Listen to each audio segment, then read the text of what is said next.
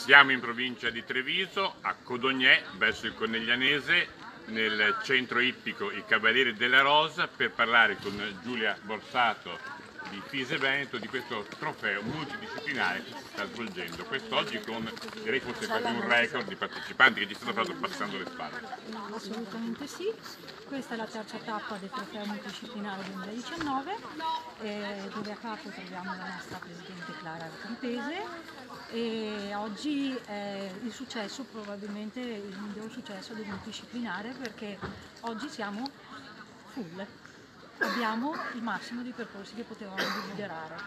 Ricordiamo, per chi non conosce questa cosa, invitando a alzare il tono della voce, quali sono le discipline che vengono coinvolte da questo progetto? Allora, le discipline principali per cui è nato il multidisciplinare sono il dressage e il salto ostacoli. Poi, però anche il promotion eventing, che l'anno scorso in collaborazione con il Dipartimento del Completo è nata la collaborazione e ci siamo affiancati anche alla disciplina del cross, che prevede ovviamente dressage e cross, e chi vuole potersi affiancare anche al salto ostacoli.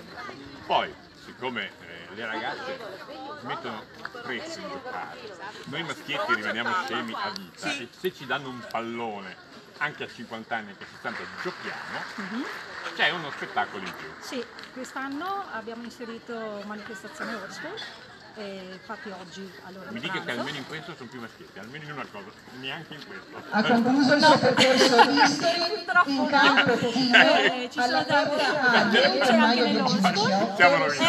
Non è una nuova disciplina, in Veneto stiamo cercando adesso di farla conoscere, infatti la manifestazione, la dimostrazione di oggi è anche per questo, ma soprattutto perché quest'anno felicemente siamo anche abbinati alla Coppa Italia Club, che fa parte del ludico. 3 tappe, le 2 precedenti dove sono state? Allora, la prima tappa a Rango Stable, a San Pietro Viminario, la seconda tappa purtroppo doveva essere a Vola con Pegaso a Verona, ma si è dovuta annullare per causa maltempo.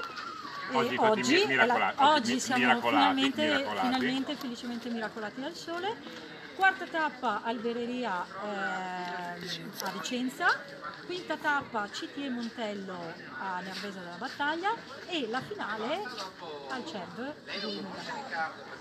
Grazie.